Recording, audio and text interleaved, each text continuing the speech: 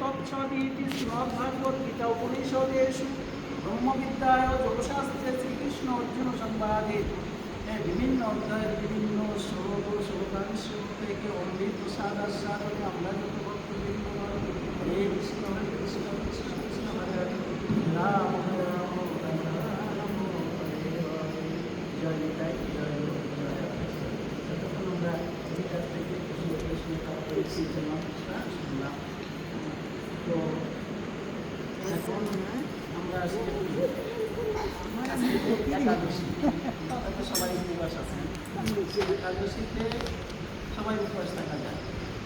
যতই আপনার আপত্তি হোক, যতই রোগ শোক হোক, যতই অসুস্থ থাকেন না কেন, একাদশীতে সবাই উপবাস থাকা যায়।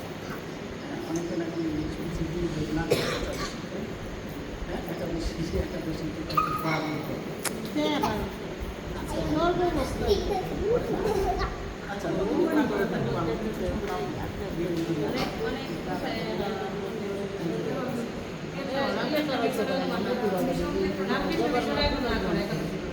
আচ্ছা, যদিও না করে, আমরা আমরা গুরুদেবের অবাধ্য হই না, অনেক সময় বাবা মায়ের অবাধ্য হই না।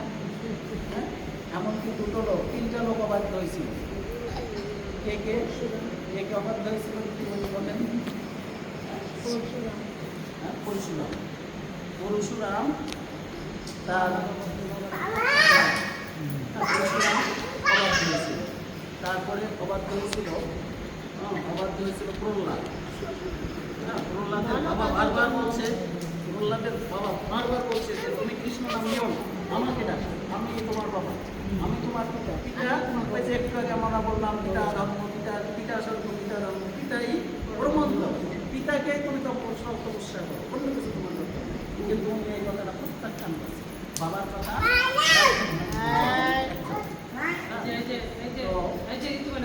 অনেক সময় আমাদের এই সমস্ত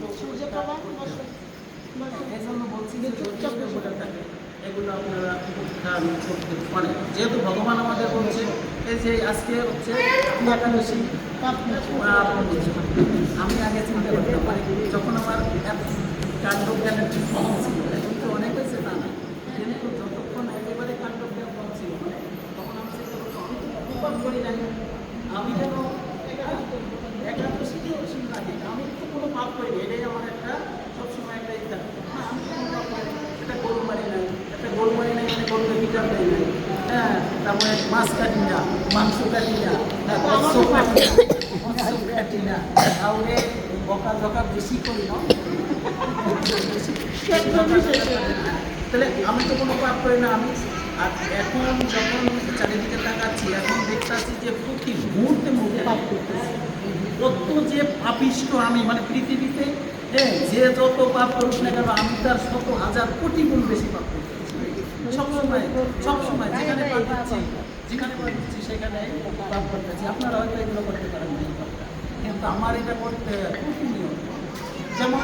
যেমন কথার কথা ধরেন, হ্যাঁ, আমি যখন সন্ধ্যা ঘরে এই মন্দিরে আসলাম, এখানেও তো কত পাপ, এখানে আসার ঢোকার সময়ও অনেক পাপ করছে। ভগবান হচ্ছে জগন্নাথ দেব।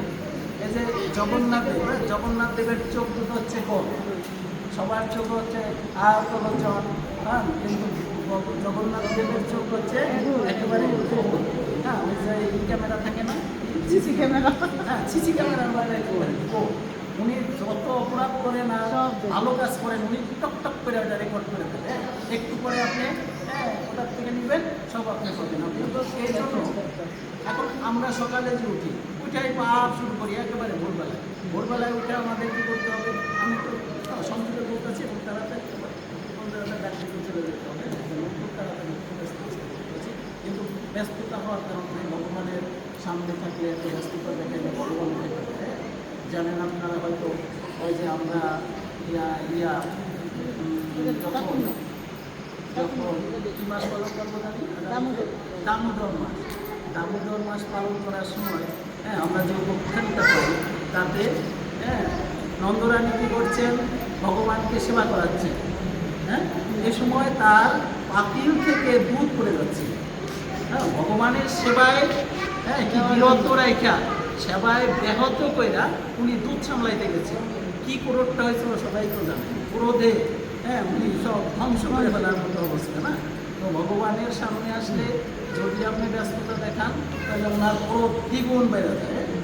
তো আমরা এই জন্য আমরা তো সব জায়গায় পাপ করি, এখানে পাপ করতেছি। তো যে কথায় ছিলাম যে পাপ মোচন একাদশী, এখন পাপ আমরা সবসময় করে যাচ্ছি। এটা মোচন করার জন্য আমাদের এই একাদশীটা পালন করতে হবে।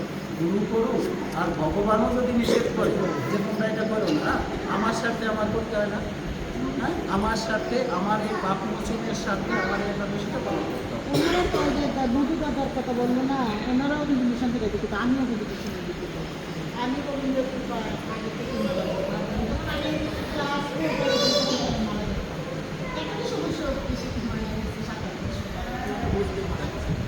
মানে যখন জ্ঞান আসছে যে করা দরকার, হ্যাঁ পরে নিলাম আমি। তারপর আমি দীক্ষা যখন নিতে গেলাম সবাই বলতেছে যে একাদশী করা যাবে না, মালা দেওয়া যাবে না, তিলক করা যাবে না, এইগুলো। আমি আগে জানতাম না যে মিশনে গেলে এগুলো করা যায় না বা করবে, এইগুলো আবার নিষেধ করে। পরে আমি তো এগুলো দিয়েই গেছি। আমি আগে ছোটোবেলা থেকে আমি তুলসী মালা করি বা নাম জপিয়ে আমি গেলাম। পরে যখন সবাইকে দীক্ষা দেওয়া শেষ হলো, গুরুদেবের সবাই নিয়ে বসছে, তখন আমি বললাম বাবা আমার একটা কথা। আমি পরে বললাম আমি যখন ক্লাস 4-5 করি তখন থেকে ওটা খুব ভালো কথা। আমি বলতে সবাই যে বলতেছে এগুলো জপা যাবে না, কে বলতেছে তুমি ভগবানের নাম নিচ্ছি, এখানে বাধা দিবে। তো পরবর্তী একটা তুমি কি একাদশীও করো? আমি করি হ্যাঁ করি। করো না, এটা ভালো।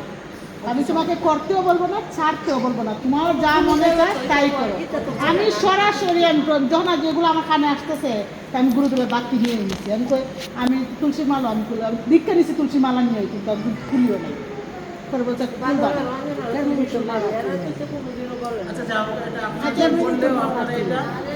দাদা এটা আমরা তো শক্তি মন্ত্রে দীক্ষিত হয়েছি। শক্তি মন্ত্র একটা, কৃষ্ণ মন্ত্র একটা। হ্যাঁ সরাসরি না করে না কেন, তার উপরে পাপ যাবে না। হ্যাঁ করে কেন? আমি যদি আপনাকে আদেশ করি তাহলে এই আদেশটা যদি আপনি রক্ষা করতে না পারেন তাহলে আপনিও দোষী হবেন, আমি আরো বেশি কথাটা বুঝছেন। এর জন্য আপনি এটা সঠিকভাবে পালন করতে পারবেন না, তাহলে আপনি তার থেকে বেশি খুশি হব আপনি। হ্যাঁ যেমন ধরেন আপনারা তো জানেন যে বিশ্বদেব সরস্বজ্জা করছিল, সরস্বজ্জায় উনি থাকার অর্থ কি? এর তত্ত্বগত ইচ্ছা, উনি তো ইচ্ছা করলে উনি আগেই মারা যেতে পারতেন। এই 58টা দিন কেন এই সরস্বজ্জার করছিলেন? সরস্বজ্জা বুঝেন তীরের উপর, হাজার হাজার তীরের উপর তার দেহটাও করেছিল। এটা কি মানুষ থাকা সম্ভব? আমি আপনি থাকতে পারবো? একটা গরুর কাটা বিল এটা না বের করুন তো হাঁটা যায় না। একটা মাছের কাটা ঢুকলে দাঁত থেকে বের করে না বের করতে